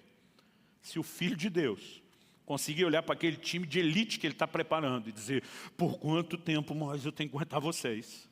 A pergunta é, eu e você não vamos ter momentos assim ao longo do caminho? Lógico que vamos. Os pais sentem isso em relação aos filhos. Embora os ame, saiba do potencial e acredite, tem hora que isso cansa a gente. E sabe, quando você se dispõe a servir, vai ter o elemento cansaço? Lógico. Paulo fala de um ministério, né? E quase sempre que ele fala do ministério, ele também menciona lágrimas. Essa dedicação não significa que todo dia é só alegria, mas o que precisa mover o meu e o seu coração? Se nós estamos trabalhando por amor a Ele, e se nós entendemos que por trás de cada oportunidade de serviço, nós estamos fazendo algo a Cristo. Em Mateus 25, quando Jesus destaca dos versos 35 ao 40, o julgamento das nações no tempo do fim, ele vai se dirigir a um grupo à sua direita e dizer, eu tive fome, vocês me deram de comer, eu tive sede, vocês me deram de beber, eu estive nu, vocês me vestiram, eu estive enfermo e preso, vocês me visitaram. Essa mesma turma que ele está dizendo, vocês me fizeram, eles vão dizer, quando mesmo foi que a gente fez esse negócio para você? Porque nem a gente está consciente dessa parada que o Senhor está mencionando aí. Ele vai dizer, cada vez que vocês fizeram um dos pequeninos, estavam fazendo a mim. Ou seja, não quer dizer nem que eles fizeram só com a consciência de que era para Ele. Mas quando estamos servindo aos outros, Cristo olha e vai dizer no dia do juízo, eu vou entender que você fez para mim. Agora, quando eu e você não fazemos, Ele também vai entender que nós não fizemos para Ele. Para outro grupo ele diz, eu tive fome, vocês não me deram de comer. Eu tive sede, vocês não me deram de beber. Eu estive enfermo e preso, vocês não me visitaram. E essa consciência precisa estar acesa dentro de mim e de você. Um dos eventos mais aguardados pela igreja, talvez tenha grande destaque na agenda de Deus, é a vinda de nosso Senhor Jesus, que nós devemos esperar. A expressão Maranata, um termo aramaico muito usado na igreja cristã ficou bem redundante, na igreja do primeiro século, significa vem Senhor, ou ora vem Senhor. Os crentes ansiavam a vinda do Senhor. Em Apocalipse 22:12, quando Jesus fala, eis que cedo vem, interessante que antes mesmo de dizer, então finalmente o noivo e a noiva se encontrarão, nós vamos viver profunda comunhão. O destaque que Cristo dá, eis que cedo vem, e comigo está a minha recompensa, para dar a cada um segundo as suas obras. Ele está dizendo, você está esperando minha vinda, então aproveite o tempo até que eu retorne, para fazer tudo que você puder por mim, e eu volto com a sua recompensa. Galardão acompanha a salvação. Não substitui, não contribui, mas é a recompensa do serviço. O serviço é parte da vida cristã. O galardão também é parte da vida cristã. São coisas que acompanham a salvação. Embora não sejam requisito, deveriam ser consequência. Talvez esse entendimento nos ajude nessa reforma da teologia do serviço. Todos somos chamados a servir. Eu repito muito isso aqui e vou dizer de novo. Eu vivo a minha vida em função de uma frase. Eu quero que você já vá se colocando de pé para parecer que está terminando. Eu vivo minha vida em função de uma frase. É quando o Senhor vai reunir os seus servos e vai recompensá-los por aquilo que fizeram, tirando o servo infiel, que houve uma outra declaração, e eu vivo para ouvir a declaração dada aos servos fiéis. Servo bom e fiel, entra no gozo do teu Senhor. Quando chegar lá, eu não quero apenas ser grato porque Ele me salvou. Eu quero ver no rosto dele o sorriso de quem diz, você correspondeu devidamente a tudo que eu fiz por você. Você foi um bom servo, você foi fiel. Que Deus nos ajude a entender, compreender e praticar essas verdades em nome de Jesus. Eu quero que aí no seu lugar em pé você possa orar. Não apenas pedir nesse momento que Deus te ajude no entendimento e aplicação prática da palavra,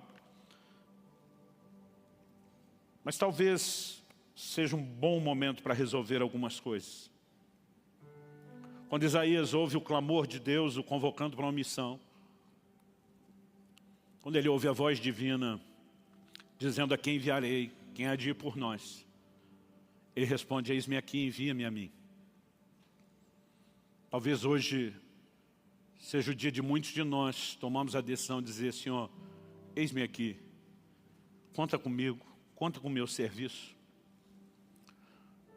Talvez hoje não seja apenas o dia de decidir começar a fazer, talvez seja o dia de avaliar o ritmo.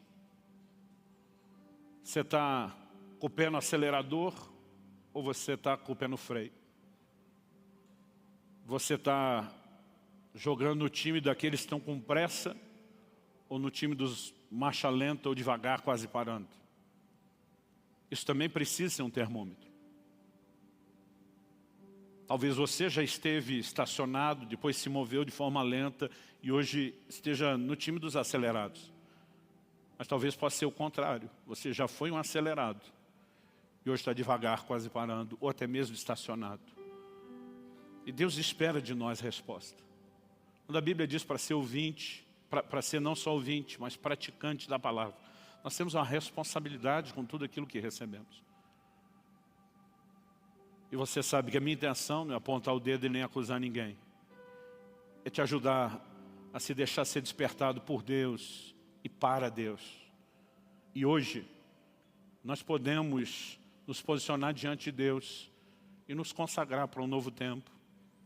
Talvez diga, pastor, eu não vou sair de parado, afobado de uma vez, ok. Mas se você começar a se movimentar e for acelerando lentamente, você já está progredindo. Então eu quero te encorajar a falar com Deus nesse momento. Ore ao Senhor, deixa Deus falar ao seu coração. Eu quero fazer uma breve oração por você, mas gostaria que mesmo depois da minha oração, você ainda aproveitasse esse momento, orando um pouco mais, tanto você que está aqui no culto presencial, como você que nos acompanha pela transmissão. Faça isso agora. Espírito Santo, a Tua palavra foi lançada e comunicada. E só o Senhor pode torná-la viva e prática no coração e na vida dos meus irmãos e irmãs. Eu oro não apenas pelo entendimento espiritual, mas eu oro pelo despertamento que só a combinação da ação da Tua palavra e do Teu Espírito Santo pode produzir. Eu oro por resposta no coração dos meus irmãos. Eu oro que esse possa ser um momento, ó Deus, não apenas de uma leitura e de um autoexame, mas do exame do alto, onde cada um conte com a ação do Teu Espírito Santo, para fazer essa checagem, qual o ritmo em que estou me movendo. Talvez haja aqueles que serviram, estão servindo aos santos, mas já estavam cansados e precisam de forças novas, de um ânimo, precisam de alento para prosseguir sem desanimar, entendendo que, juntamente com a fé, precisamos de perseverança, de longanimidade. Pai, eu oro por intervenção do alto nesse momento.